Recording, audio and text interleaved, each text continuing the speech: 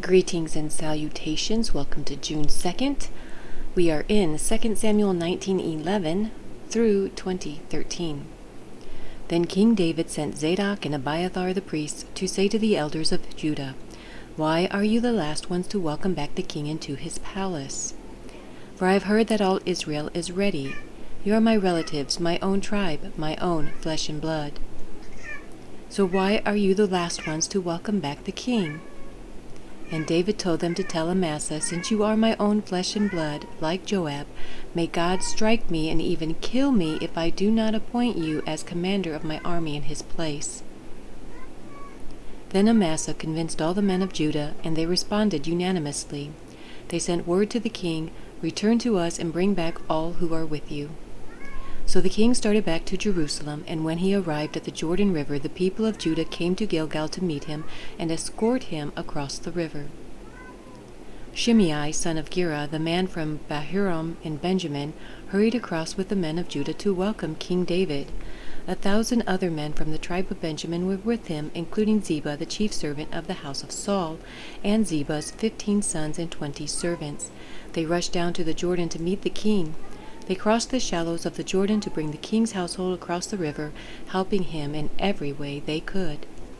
As the king was about to cross the river, Shimei fell down before him. "My lord the king, please forgive me," he pleaded. "Forget the terrible thing your servant did when you left Jerusalem. May the king put it out of his mind. I know how much I sinned. That is why I have come here today, the very person in all Israel, to greet my lord the king." Now remember, Shimei was hurling curses at David. I think he was throwing rocks too, wasn't he? Then Abishai, son of Zeruiah, said, "Shimei should die, for he cursed the Lord's anointed king." Who asked your opinion, you sons of Zeruiah?" David exclaimed, "Why have you become my adversary today? This is not a day for execution, but for celebration. Today I am once again the king of Israel." Then, turning to Shimei, David vowed, "Your life will be spared." Because David knows that for all the sins that he committed, that God has forgiven him. So, what kind of king would he be if he did not extend that same mercy to his subjects? Now Mephibosheth, Saul's grandson, came down from Jerusalem to meet the king. He had not cared for his feet, trimmed his beard, or washed his clothes since the day the king left Jerusalem. "Why didn't you come with me, Mephibosheth?" the king asked him. Mephibosheth replied, "My lord the king, my servant Ziba deceived me. I told him, 'Saddle my donkey so I can go with the king, for as you know I am crippled.' Ziba has slandered me by saying that I refused to come, but I know that my lord the king is like an angel of God, so do what you think is best. All my relatives and I could expect only death from you, my lord, but instead you have honored me by allowing me to eat at your own table. What more can I ask?" "You've said enough," David replied. "I've decided that you and Ziba will divide your land equally between you." "Give him all of it," Mephibosheth said. "I am content just to have you safely back again, my lord the king." Why am I tearing up about that? That's so sweet. That's loyalty. We're sorely lacking. No, we have a lot of loyalty, but the problem with our loyalty nowadays is that instead of being kind and compassionate towards the opposition, then anger and hatred and slander rules the day because of the loyalty between different factions. Barzillai of Gilead had come down from Rogelim to escort the king across the Jordan. He was very old, about 80, and very wealthy. He was the one who had provided food for the king during his stay in Mahanaim. "Come across with me and live in Jerusalem," the king said to Barzillai. "I will take care of you there." "No," he replied, "I am far too old to go with the king to Jerusalem. I am 80 years old today, and I can no longer enjoy anything. Food and wine are no longer tasty, and I cannot hear the singers as they sing. I would only be a burden to my lord the king. Just to go across the Jordan River with the king is all the honor I need. Then let me return again to die in my own town, where my father and mother are buried. But here is your servant, my son Kimham. Let him go with my lord the king, and receive whatever you want to give him." Good, the king agreed. Kimham will go with me, and I will help him in any way you would like. And I will do for you anything you want. So all the people crossed the Jordan with the king. After David had blessed Barzillai and kissed him, Barzillai returned to his own home. The king then crossed over to Gilgal, taking Kimham with him. All the troops of Judah and half the troops of Israel escorted the king on his way. But all the men of Israel complained to the king. The men of Judah stole the king and did not give us the honor of helping take you, your household, and all your men across the Jordan. The men of Judah replied, The king is one of our own kinsmen. Why should this make you angry? We haven't eaten any of the king's food or received any special favors. Isn't that the way it is? Jealousy. But there are 10 tribes in Israel, the others replied, so we have 10 times as much right to the king as you do. What right do you have to treat us with such contempt? Weren't we the first to speak of bringing him back to be our king again? The argument continued back and forth, and the men of Judah spoke even more harshly than the men of Israel. Shouldn't this have been a universal thing, like everybody be united in this one thing? Why argue about it? Why fight about it? The other people of Israel, if you knew the king was coming, just go. Did you have to have permission? There happened to be a troublemaker there named Sheba, son of Bichri, a man from the tribe of Benjamin. Sheba blew a ram's horn and began to chant, Down with the dynasty of David! We have no interest in the son of Jesse. Come on, you men of Israel, back to your homes. So all the men of Israel deserted David and followed Sheba, son of Bichri. But the men of Judah stayed with their king and escorted him from the Jordan River to Jerusalem. I got the fan on, so it keeps blowing my hair in my mouth. When David came to his palace in Jerusalem, he took the 10 concubines he had left to look after the palace and placed them in seclusion. Their needs were provided for, but he no longer slept with them, so each of them lived like a widow until she died. Then the king told Amasa, Mobilize the army of Judah within 3 days and report back at that time. So Amasa went out to notify Judah, but it took him longer than the time he had been given. Then David said to Abishai, Sheba, son of Bichri, is going to hurt us more than Absalom did. Quick, take my troops and chase after him before he gets into a fortified town where we cannot reach him. So Abishai and Joab, together with the king's bodyguard and all the mighty warriors, set out from Jerusalem to go after Sheba. As they arrived at the great stone in Gibeon, Amasa met them. Joab was wearing his military tunic with a dagger strapped to his belt. As he stepped forward to greet Amasa, he slipped the dagger from its sheath. How are you, my cousin? Joab said, and took him by the beard with his right hand as though to kiss him. Come here, let me kiss you. Amasa did not notice the dagger in his left hand, and Joab stabbed him in the stomach with it so that his insides gushed out onto the ground. Ew, all over his hand. I would assume, unless he pulled it back real quick, but, ew. Joab did not need to strike again, and Amasa soon died. Joab and his brother Abishai left him lying there and continued after Sheba. One of Joab's young men shouted to Amasa's troops, If you are for Joab and David, come and follow Joab. But Amasa lay in his blood in the middle of the road, and Joab's man saw that everyone was stopping to stare at him.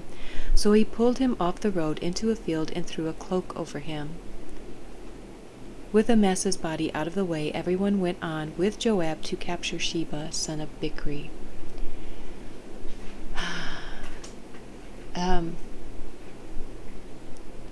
I am inclined to believe, because the Bible tells us that the Lord puts our leaders in place. And so I have to believe that he is still doing that. Which means if the Lord has been doing that, then it means Trump was in place for the Lord, that now Biden is in place because of the Lord, that he's putting these people in place for a reason. And so that's why I'm not getting all caught up in the election nonsense. And the same with other countries. Our country really was based on Christian principles, and the naysayers can deny that all they want, but it's true. A lot of our laws can be traced back to the Bible and to the Ten Commandments. So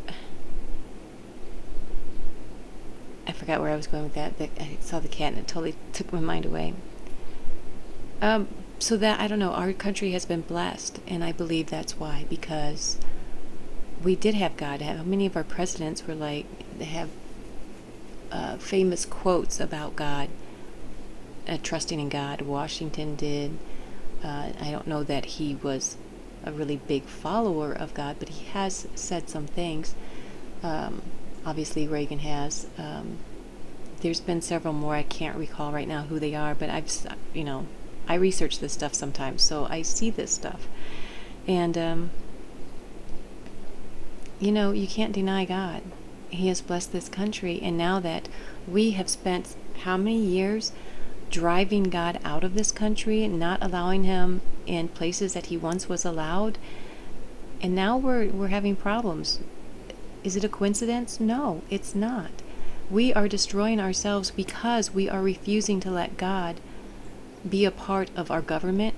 We're refusing to let God, and I'm not saying just, it's Christianity, it's Baptist, it's Catholics, it's whatever. I'm not talking denominations here. I'm talking just God. Whatever your relationship is to him, whatever your religion is, I'm just talking God. But because we have steadily drove him out of this country, we're reaping what we have sown. And you can't be surprised by that. I'm not. I know that this is why our country is falling apart. It's because we no longer want God here. And by we, I mean a collective we, not me, not other Christians who desire to have God come back. Anyway, we just need to bring God back. We do, so that our country will be blessed again. I don't think it's going to happen, but that's what needs to happen. John 21, 1 through 25. Later, Jesus appeared again to the disciples beside the Sea of Galilee. This is how it happened. Several of the disciples were there: Simon Peter, Thomas, nicknamed the Twin, Nathanael from Cana in Galilee, the sons of Zebedee, and 2 other disciples. Simon Peter said, "I'm going fishing." "We'll come too," they all said. So they went out in the boat, but they caught nothing all night. Now remember, Jesus has already been crucified and has already risen from the dead. He's already appeared to Mary and to all of the disciples a couple of times. At dawn, Jesus was standing on the beach, but the disciples could not see who he was. He called out, "Fellows, have you caught any fish?" "No," they replied. Then he said, "Throw out your net on the right-hand side of the boat, and you'll get some." So they did, and they could not haul in the net because there were so many fish in it. Then the disciple Jesus loved said to Peter, "It's the Lord." When Simon Peter heard that it was the Lord, he put on his tunic, for he had stripped for work, jumped into the water, and headed to shore. The others stayed with the boat and pulled the loaded net to the shore, for they were only about 100 yards from shore. When they got there, they found breakfast waiting for them, fish cooking over a charcoal fire, and some bread. "Bring some of the fish you've just caught," Jesus said. So Simon Peter went aboard and dragged the net to the shore. There were 153 large fish, and yet the net had not torn. Did they stand there and count the fish? How do they know that it was 153? That's a lot of fish to count. Somebody counted the fish? How long did that take? I know, weird thing to wonder about. "Now come and have some breakfast," Jesus said. None of the disciples dared to ask him, "Who are you?" They knew it was the Lord. Then Jesus served them the bread and the fish. This was the 3rd time Jesus had appeared to his disciples since he had been raised from the dead. After breakfast, Jesus asked Simon Peter, "Simon, son of John, do you love me more than these?" "Yes, Lord," Peter replied. "You know I love you." "Then feed my lambs," Jesus told him. From teachings on this that I have heard, and more than once, these are 2 different words for love used here. So Jesus is asking John if he loves him fully, wholeheartedly, without question. Whereas Peter is replying, "You know I love you as a friend." Basically, that's basically it. Jesus repeated the question, "Simon, son of John, do you love me?" "Yes, Lord," Peter said, "you know I love you." "Then take care of my sheep," Jesus said. A third time he asked me, "Simon, son of John, do you love me?" Peter was hurt that Jesus asked the question a third time. He said, "Lord, you know everything. You know that I love you." And I believe, if I remember correctly, that this last time that Peter replies that now he is using the agape love, which is the, I can't think of this word I'm thinking of, but the love that Jesus was saying.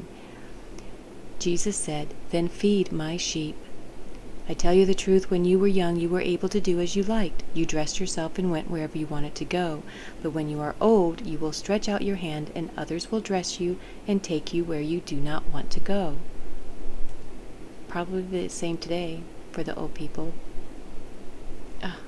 It's heartbreaking. Jesus said this to let him know by what kind of death he would glorify God. Then Jesus told him, "Follow me." Huh? How is that telling them?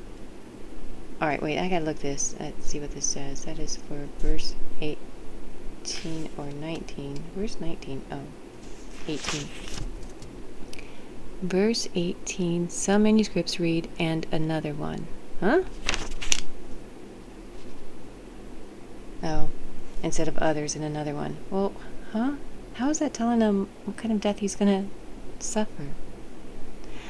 Okay, Peter turned around and saw behind them the disciple Jesus loved, the one who had leaned over to Jesus during supper and asked, "Lord, who will betray you?" Peter asked Jesus, "What about him, Lord?" Jesus replied, "If I want him to remain alive until I return, what is that to you? As for you, follow me."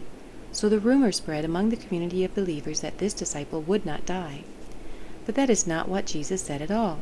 He only said, "If I want him to remain alive until I return, what is that to you?" In other words, don't worry about how Jesus is going to work in somebody else's life.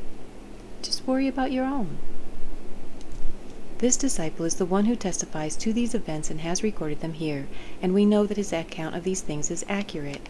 Jesus also did many other things. If they were all written down, I suppose the whole world could not contain the books that would be written. Jesus did a lot that we don't even know about because it's not in the books. And stop being concerned about, maybe looking at other Christians and seeing how much they are blessed and thinking that God is treating you differently. He's doing what needs to be done, what is best for us. And if you haven't been blessed abundantly the way that you're hoping, or the way you see other people, maybe it's because you need to learn something, or maybe you need to break out of your mold and do something that is out of your comfort zone. I don't know, just draw close to the Lord so that you can hear him when he speaks to you. Read his word, study his word, and you'll hear him more clearly. And there's the Bible reading for today. Don't forget to click over here for Psalms and Proverbs. There's a little window of another video, so just click that. You don't even have to wait till the end of this. Just click that little square, and I will see you. Okay, anyway, I'll see you tomorrow. Have a great day. God bless you. Bye. I love you.